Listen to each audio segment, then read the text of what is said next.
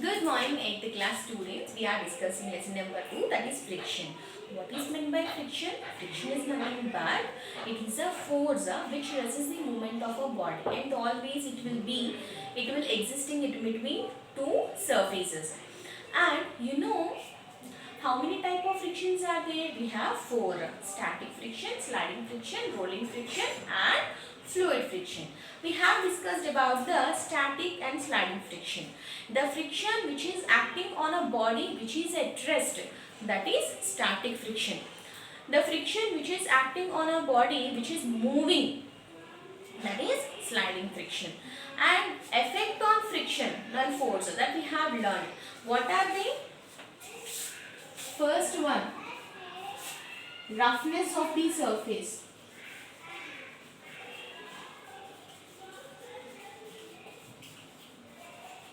Roughness of the surface, area of contact,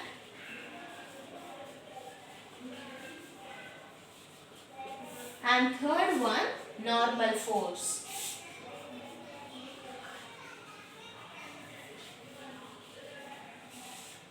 So what are the effect on forces? Which factors will affect the frictional force? Those are roughness of the surface, area of contact, normal surface. So let's see the roughness of the surface. Here we can create an inclined plane with help of any wooden board or with your exam pad also. This is the floor. Okay. Here this is a normal plain surface. Here you have arranged and height with help of your books or something. Here you have arranged some wooden plank or exam pad like that. Okay. Here you are keeping one object. Okay. When you are leaving this, what will happen? It will fall down and finally it will reach. It will stop here. Okay, with a pencil you can mark. So when you are leaving this has reached here, right? So you can measure with a meter scale how much distance it has covered by the object. Okay, now instead of the plain surface, you can take any silk cloth which is not having any wrinkles. Here you can keep one silk cloth. Now again you can leave the object. Now also same distance will be covered? No. On a plain surface, it will cover more distance. But on the silk cloth, it is having so many irregularities up and down. And even instead of silk cloth, you can use any marble surface or a glass surface. Generally, when you see the glass surface or a marble surface, both are look like plain surfaces. But no, they also will have irregularities. Irregularities means up and downs.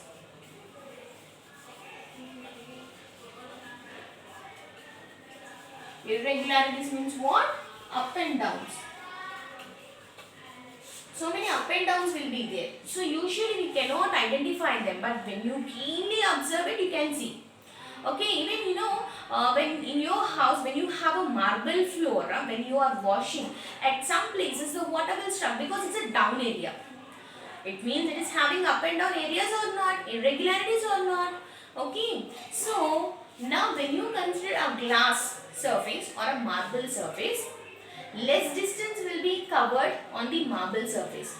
More distance will be covered on the glass surface.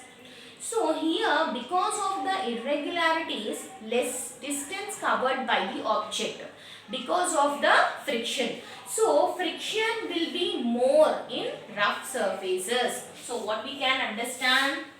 First one, friction is more in rough surfaces.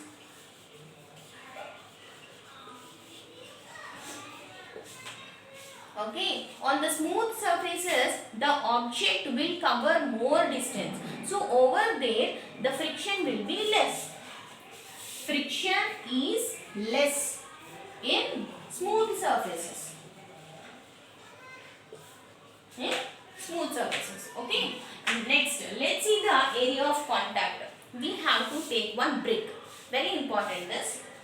Now keep the brick like this.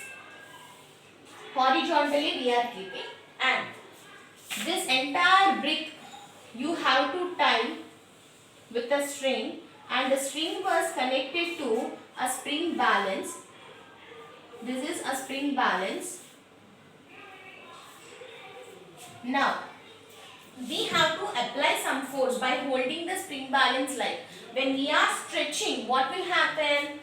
It will move. Otherwise, at some time, at some applied force, then only it will move. Now this brick is placed in vertical position like this.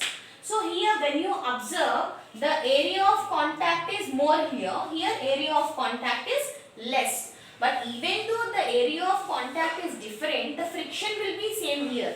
So how much applied force, how much force you are applying here, with the same force the brick will move. It means that friction is independent of area of contact.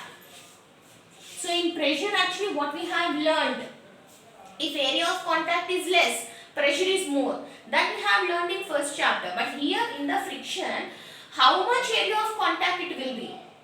But the friction will be independent. So it won't depend on the area of contact. Friction is independent of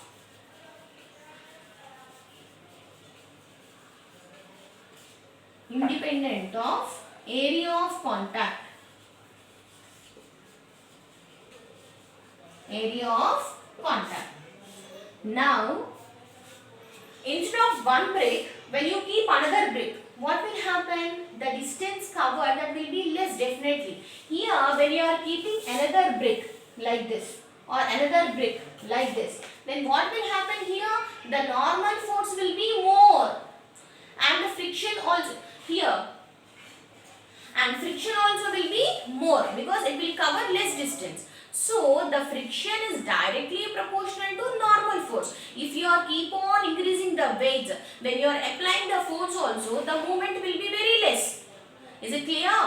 So instead of one brick, when you are keeping two bricks, again you are applying same force. Now you stretch the spring balance, it will cover very less distance. And again when you are keeping another one, so you are increasing the normal force. When normal force is increasing, friction also increasing because the distance covered by the object is very less. Why it is less? Because friction is increasing. So by this what we can understand, that is friction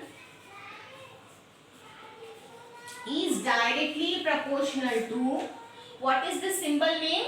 Directly proportional to.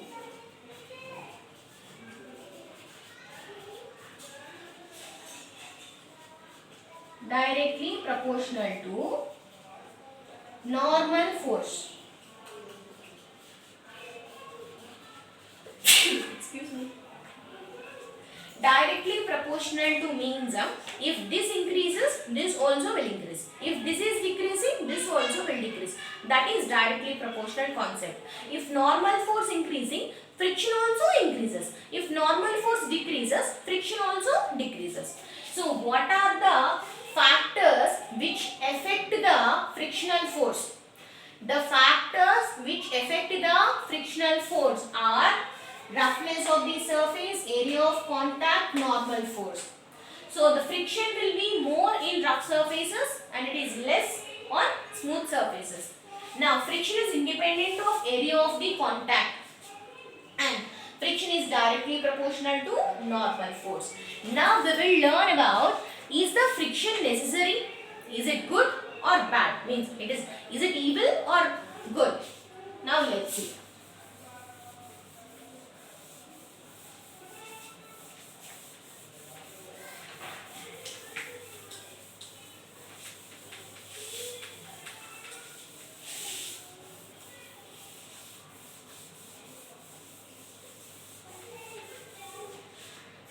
Very important, friction is necessary or not.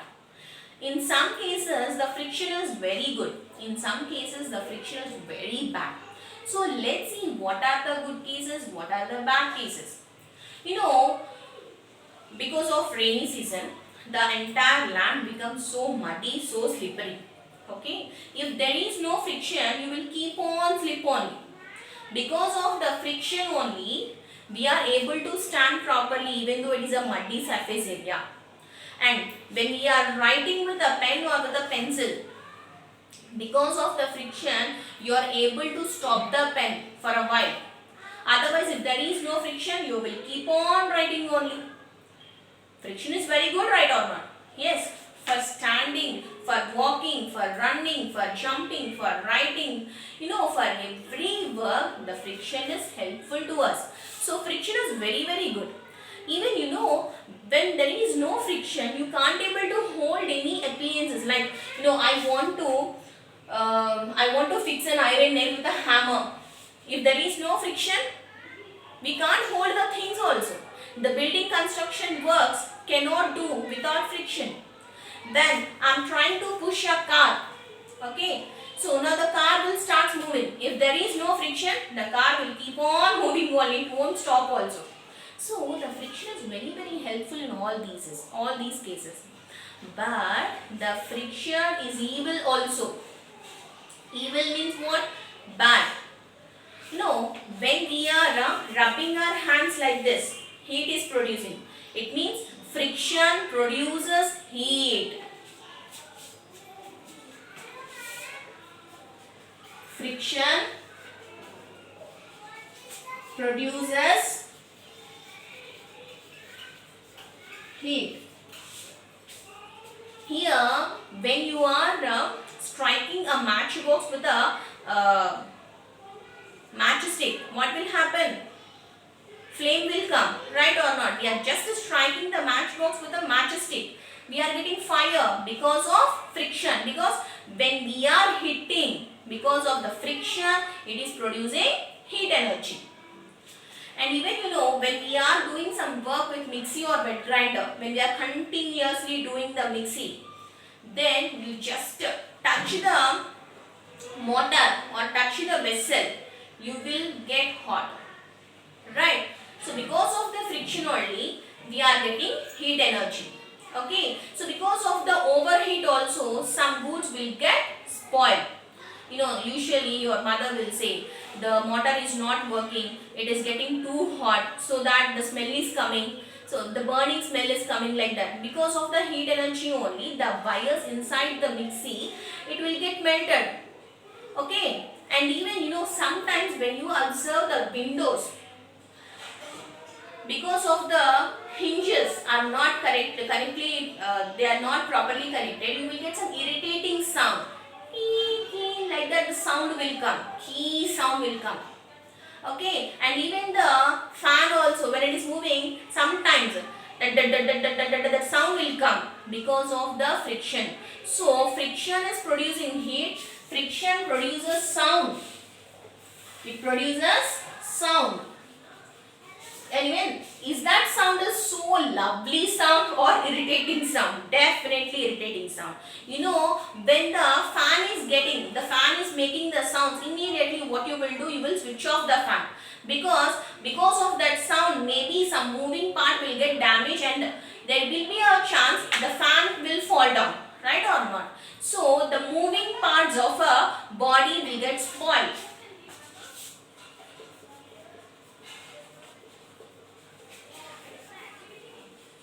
The machinery parts, instead of that you can say the machinery parts will get spoiled.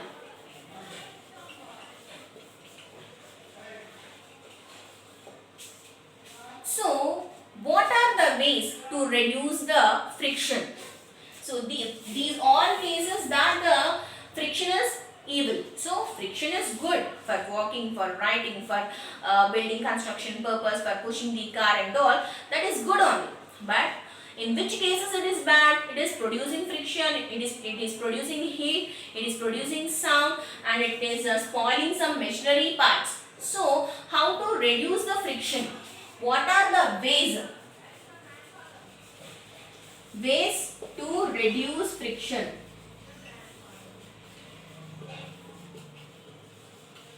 Usually if a fan is getting it is making so much of sound, what your father will do, he will apply some oil or he will apply some grease. Even with the windows also, if the hinges, if they are making that sound, they will keep some coconut oil. And even machines also, you can observe some tilers will use a grease oil into the machines, otherwise the machine will make so much of sound, irritating noise it is. So use oil or grease. Now when you are playing the carrom board, when you are hitting the striker, it is not moving properly because of the friction. So what you will do, you will pour some fine powder so that the striker will go very nicely, very smoothly it will go. So by using the fine powders.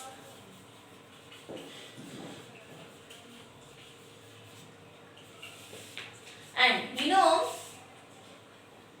daily you are wearing the shoes when you are coming to the school. You just see the bottom part of the shoe. On the shoelace, on the shoe backside part, it will be like this, right? It will have like this. The backside part of the shoe will be, these are called as grooves. When you are wearing slippers, normal slippers, and go onto the road when it is a rainy season, you are not able to walk properly. You will get slip also.